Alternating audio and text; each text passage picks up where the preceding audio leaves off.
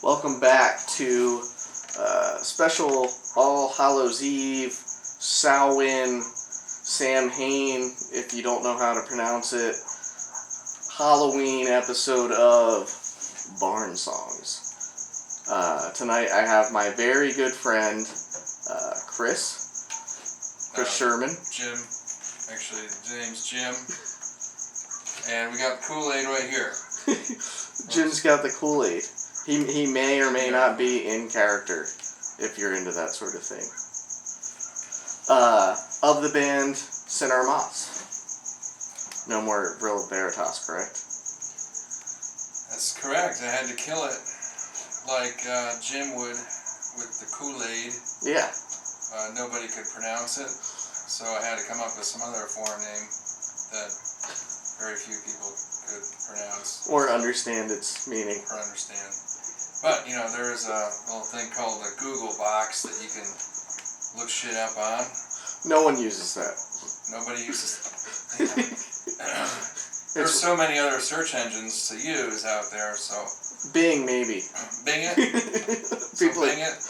Armas, Bing it. Yeah. See what it means. Yeah, as we were talking, nobody uses the information that's at their fingertips. Why go check other sites when Breitbart just lays it out for you? Right. No need to turn your mind on, just, you know. This must be the truth. Well, welcome, man. Thank you. Good to be here. We've got a really loud cricket in the barn tonight. That's a big cricket. Yeah. It's like a 4-foot cricket right up there in the loft. I was out here drinking Jim Beam probably an hour before you showed up. And he's been going the whole time. He's got some strong legs. Maybe he's inhaling the fumes of the Jim Beam coming off of your COVID breath. Yeah, I think a Jim Beam infused cricket. Yeah, he's going insane. He's doing it up. Shit's getting crazy out here in the shed. Yeah. In the barn. The Sunny Slope Barn. Sunny Slope Barn. Peace and love, we're all gonna die. That's how it is, Jim. Welcome to Jonestown, baby. And we have the Kool-Aid Chasers. It's Halloween. Kool-Aid Chasers, yeah. Well, so let me ask you. So, what are you gonna play for us? I'm gonna do a song called Desert Moon, and it's up there on the old Bandcamp page. So go to the Bandcamp kids, the Kool-Aid kids out there. Go to the Bandcamp, drink it, drink the Kool-Aid, drink the Desert Moon. Put it right in you. Put it in your mouth. Put it in your mouth. Original song? It's an original song, yeah. Cool. Yeah. What was the the catalyst or the impetus, for that song? Well, this guitar actually, I bought this off of Craigslist and for super cheap. I think most musicians can relate to this. When you get a new instrument or a little new toy or whatever, you get some kind of inspiration. Sure, 100%. So I brought it home. I really like the neck. It's got a solid neck. It's like a baseball bat of a neck. Yeah, I like the big solid neck, yeah. It's solid. And so I was just getting kind of like inspired by the new purchase and playing around with the guitar and just came up with one line. One line impetus for the song, and then just kind of built off of that. Okay. It's funny that you bring that up because I oftentimes, when I'm deciding whether or not I'm going to sell a guitar specifically, I think about what songs I did write on that guitar, and that's what could theoretically talk me out of it. Yeah. Where like if I haven't written anything of note on it, it's like, yeah, all right, that guitar can kick rocks. But if, I've written some pieces that I think are the bee's knees, sure, yeah. It's a family member at that point. It's sentimental, yeah. Yeah, that's how I get attached to them. Yeah. So is there a theme for Desert Moon? What's the song about? It's really not about anything, and this is how I write a lot of my songs. Is they become patchwork. You know, like I'll just come up with a line. Sure. Basically. Something you like, just a good line. Generally, I'll come up with the riff first. I'll come up with a chorus or a verse riff on guitar, and then you might be humming like a melody, and then the lyric will come in one line, and then I'll put the guitar aside, and then I'll start building off of that. Sure. Basically. Yeah. So would you say your lyrics in this song, or in most of your songs in general, are more kind of stream of consciousness, kind of? Definitely putting together just lines. Yeah. I'm not a topical songwriter at all. Sure. Like, I don't come up with a theme or say, hey, I'm going to write about this. Right. And then create some kind of story. I'm not a storyteller whatsoever. Yeah. It's definitely more about coming up with just patches of lines, put them together, and then you have a song, and then the meaning might come after everything's constructed and done. Yeah. Okay. Cool. And this song, as you were mentioning, it's already recorded. Yeah. Right? Yep. Cool. So this will be the alternative version. Yeah, it's definitely a stripped down version, but it started as a stripped down song, so. I think, if you release this performance, it should be like Voodoo Child Slight Return. It should be Desert Moon, Jim Jones, in parentheses.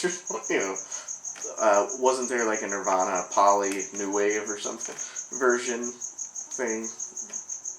I think there was Poly, and then there was Poly New Wave, which was slightly faster. I don't know. I haven't heard that. I think was it was an Incesticide, or I want to say it might have been on Mighty Banks of Wishkah. I don't know that. That's a live record. Is it? Yeah, that was the first Nirvana record I had. Live album. Live? What year was I don't know, 93, 94. I think Wishkah is somewhere in Pennsylvania, I want to say. So it was like later years? Like in utero when it come out? Do Nirvana have later years? Yes, they do. When it's that short? It's a 4 years. Years, you got the Nevermind years, you got the later year. The later year. There's the middle years and the later year. Yeah, it might have been later year. I'm not sure. I got it, somehow I talked my mom into letting me into Columbia House. So they'd send CDs, so like I got my dozen, and then they would just send them. And if I got to the mailbox before she did, I would just tear it open, and whatever it was mine at that point. And I had Money Banks of Wishkah. I could be saying that wrong, and if I am, How's the sound quality? I'm not a live record guy, so I can't really speak to it. I was in middle school. What I can tell you is, if we're gonna go Washington, another really, really, really good live record from a Washingtonian, if that's the correct term, Band of Gypsies, to me is the best sonically sounding live album of all time. Yeah. The drums sound killer on that. Was that Buddy Miles on that? Yeah, that was the different band. Cox. Yeah. That was a good combo. Yeah. That was. It's too bad he died because. That's probably where they're going, right? Yeah. The experience kind of drifts aside. Yeah. I mean, even at Woodstock, I don't think it was the experience. I think it was Gypsies something or other. Like it was some kind of different version of the band. Yeah. It would have been very interesting to see where Hendrix went. Absolutely. Because I almost feel like he would have ventured more into the blues in a different way. Almost maybe R&B, Motown-y maybe. Did you ever hear that record, Voodoo Soup? That it was actually released in. I was working in a record store, in, I think it was 93, 94-ish. Yeah.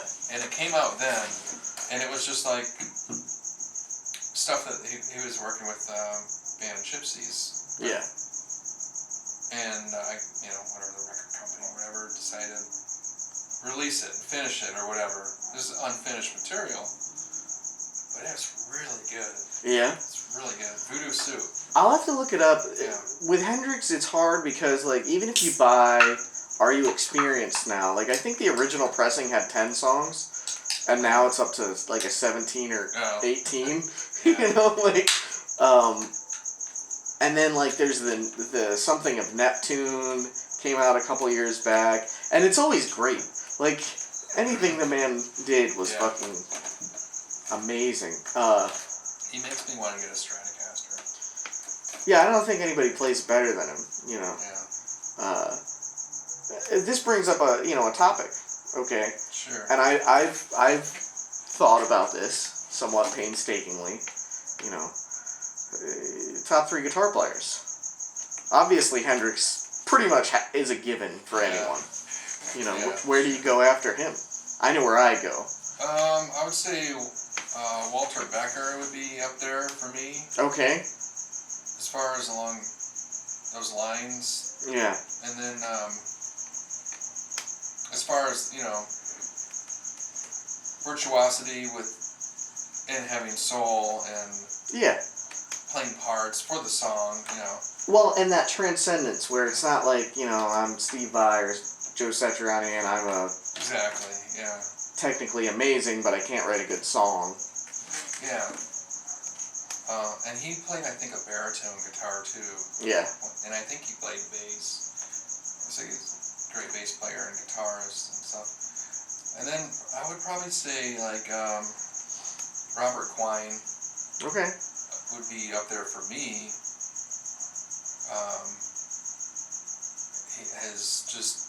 His style is just really unique. Yeah. His soloing style. Yeah. And just sound. Yeah. Yeah. It's just ultra cool. Yeah. Yeah. It's fun. So for my top 3, I go way more generic than you. So for top 3, I go Hendrix. And then I probably go Stevie Ray Vaughan. Just because. Well, he's a Hendrix copy, though. I know, but there's things. But he's really good. There's things that the man, did that. Yeah. You watch his live performances in a song that'll be at 120 BPM, and he's just coked out of his mind playing at 200 BPM. Note for note. Yeah. Plus, he's playing with, like, Cat 5 gauge strings. Like, it's something about listening to him. I will say, obviously, he spawned countless awful guitar players. Oh, yeah. Technically proficient and great and blah, blah, blah, but no soul. And then the third one for me, and obviously it kind of sounds weird saying it because of what happened recently, but the third one for me is Randy Rhoads. Yeah. I like Eddie Van Halen a lot. Like, they're kind of the two guys, right, for that style. But, yeah, I don't know, man. When I listen to, like, Over the Mountain or Mr. Crowley, there's just something, like, he's just playing guitar in a way that I'm like, nobody was doing that, man. You're just a different guy. Yeah. I probably, honorable mentions, George Thorogood. Yeah. Probably because I grew up in the tri-state area, but, so the Delaware connection, I love George Thorogood. Just a bad dude with a trashy sound. He's probably up there. John Frusciante from the Smashing Red Hot Chili Peppers. Virtuosic, I don't know what the term is, but, yeah. I go pretty generic for the guitar players. What about Clapton? I'm not a Clapton guy. I'm not a Clapton guy. What about Mick Taylor? Yeah. He was... like he was such a youngster though when he joined the Stones. I think he was like 19 or something. if I'm gonna go like an underrated guitar player, like that I think super underrated, I would go Robbie Krieger. Oh man, yeah. I think Robbie Krieger is incredibly underrated. His slide work, never used a pick. It's all flamenco style. Yeah. Yeah, you know, I think he'd be up there for me. Yeah. But then, you know, the weird thing with guitar playing is I've told people, did you ever watch there was like a Bob Dylan 25th anniversary or 30th or 40th or 50th, who knows, anniversary show. And it was like Dylan and like a who's who of other performers. And I think it was in Madison Square Garden. And they're all on stage. And you've got Dylan, and they're playing My Back Pages. And Dylan's singing a verse, and Clapton's there, and he's singing a verse, and Harrison and Roger McGuinn, I'm pretty sure, sings a verse, obviously, you know. Why do you like him? Because they're playing it, but they're playing it the Bird style, right? Because Dylan's version of My Back Page is different. Yeah. And Petty's on stage, and like I mean heavy hitters, right? And the song's great, don't get me wrong, like it's chugging along, and Neil Young's on stage, and like for the crescendo of the song, it's Neil Young with old Black or Blackie, whatever he calls that Les Paul, and he does a solo, and it's just Neil Young just ripping, just wailing with whammy bar, wang bar as he calls it. Wang bar, one note, wang bar. And he just, I mean, he steals the show. Like, you forget George Harrison is there. You forget Dylan exists, which is an accomplishment for me. You know, so just based off that, he probably should be top 3 guitar players of all time. If you could stand on stage with all those guys and make me forget they even exist. He definitely has his own style, which I fully appreciate. Yeah. No one sounds like it. No one. The only other performance I can ever think of seeing, not in person, that was somewhat akin to that was after George Harrison died, they did a tribute show. And it seemed very similar thing. I think Petty might have been on stage too. And they're playing As My Guitar Gently Weeps, or While My Guitar Gently Weeps. And there's, you know, sort of a who's who. I don't remember who's on stage. But Prince comes out for like... He's a fantastic guitarist. Like the last 3 minutes. Yeah. And, I mean, steals the show. Oh, yeah. He plays like an incredible solo. And the thing with Prince is not only is it like a note for note, amazing, soulful, perfect solo, but there's all the showmanship in the way he's playing the guitar. I saw him on great story, actually. It's a story with me and Denise and some friends from Chicago. Prince had played a show, I believe it was at the Allstate Arena. Okay. And we're sitting having beers at a bar at the Hungry Brain in Chicago. And one of our friends calls us, and she's like, just got word that Prince is going to do a surprise unannounced show at the Metro after his Allstate Arena show. That's like the Cool Club, right? Yeah.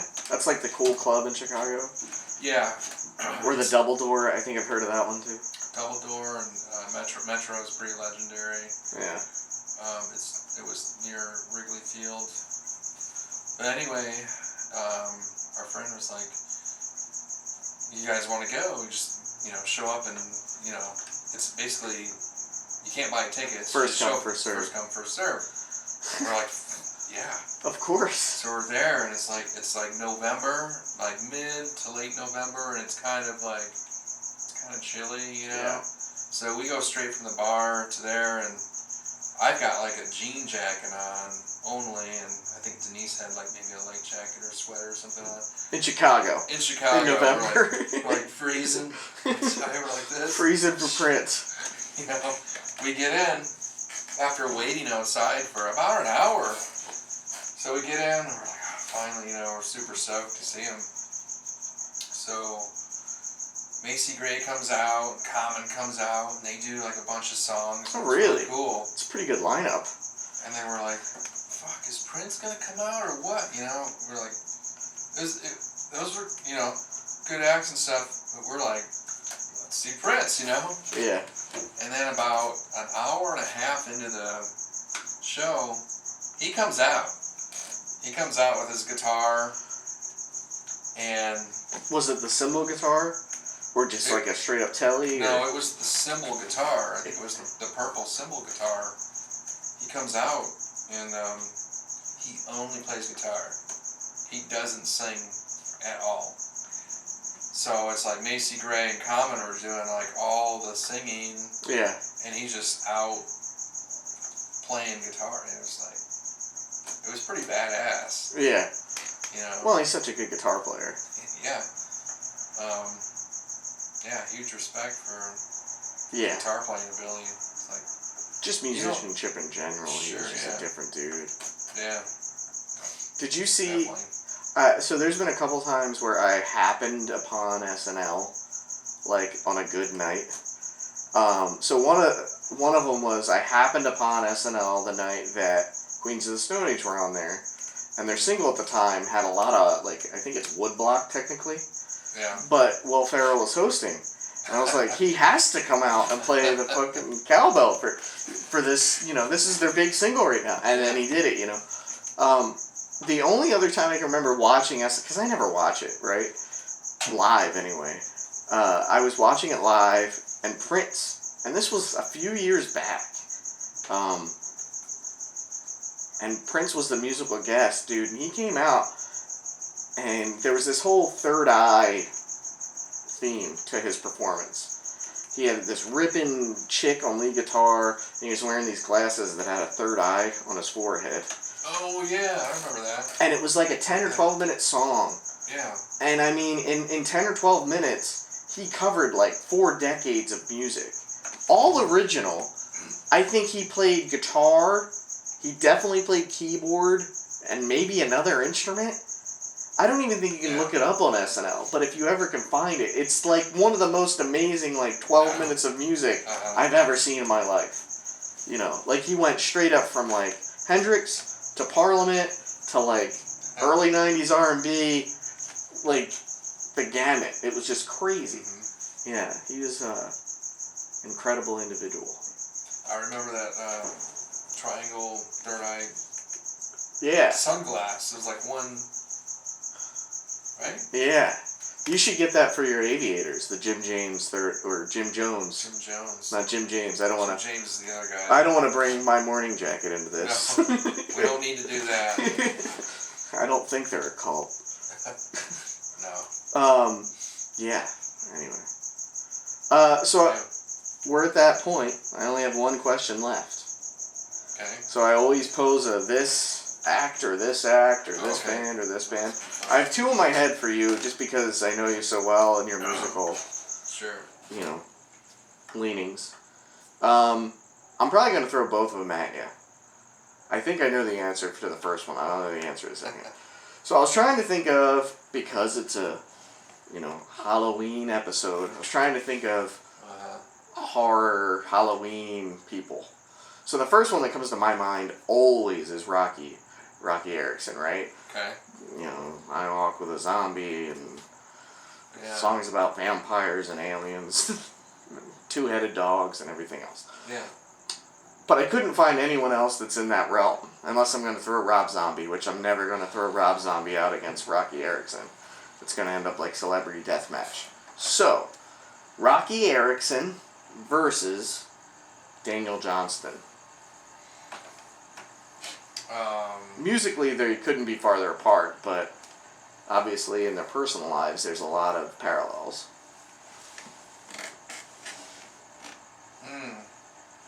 Well, I'd probably say, and I think they were both from, well, no, I think Daniel Johnston was from the East Coast originally. I think he did live in Texas for a little bit. He definitely did, because he partied with Gibby and the boys and Butthole Surfers. Yeah, he lived in Austin for a little bit. Yeah. But I think he was originally from...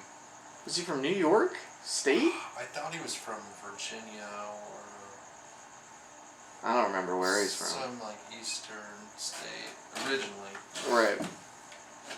I'd probably have to go with Rocky. Yeah. Just pound for pound, songs for songs. Yeah. Though I do like Daniel, and I did see Daniel Johnston in Chicago at Shuba's. It was great. And there was one song of Daniel Johnston's that I really loved, and it was the first song that I heard of his. I don't remember the title, but it's about seeing a picture on a wall. So your picture is on my wall.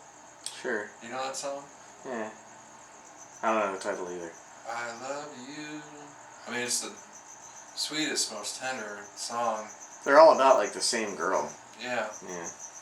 And it's a piano song. And it, just like, wow. It's like,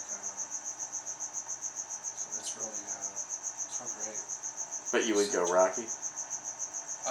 Yeah, if I had to, If you're twisting my arm and I had to choose, Yeah. I'd probably go Rocky.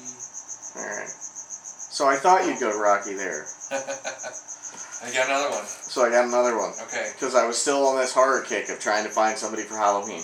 Alright? So my next verses, this is the only time I've ever done a twofer. Twofer. Screamin' Jay Hawkins, Okay. who in my mind is, spooky and alligator wine and whatnot. I'm not very well versed on his stuff, so. Well, you got alligator wine. He's got some hits. I Put a Spell on You that we've played before. Of course. Bone Through the Septum and all. Yeah. Versus Howlin' Wolf. Well, I'd have to go Howlin' Wolf, mainly because I know a lot more of his songs, and I mean, I love him. But if I don't know, I guess I'd have to do a little more digging than That's Screamin' okay. Jay, and No. maybe come back to you, but as of right now, as how we sit right now, Yeah. Howlin', I love Howlin' Wolf. Howlin' Wolf. I love his voice. Totally unique individual. Totally. Both of them are, but yeah. Yeah. Cool. Alright.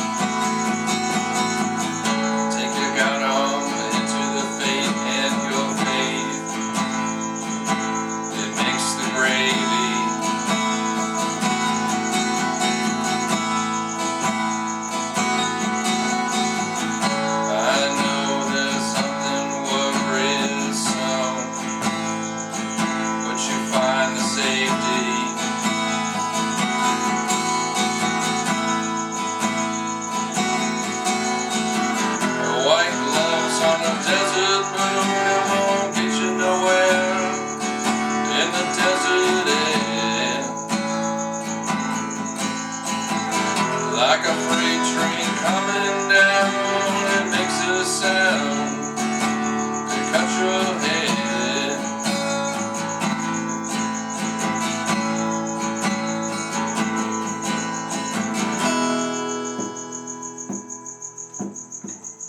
I know there's always something burning about being alive.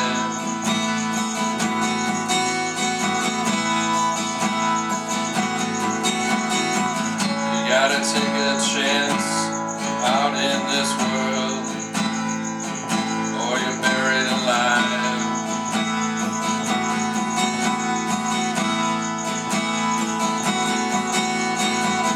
The smoke let into your eye, cut the window, and then forsake me.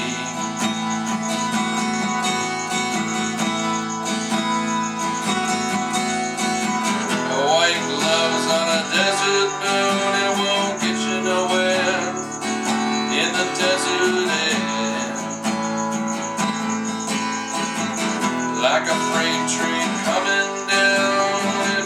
sound that cut your head.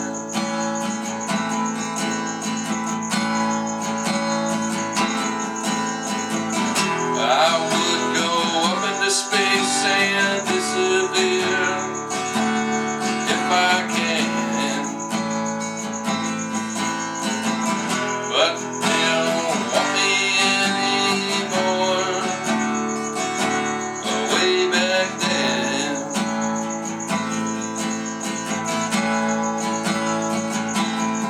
they got a cell block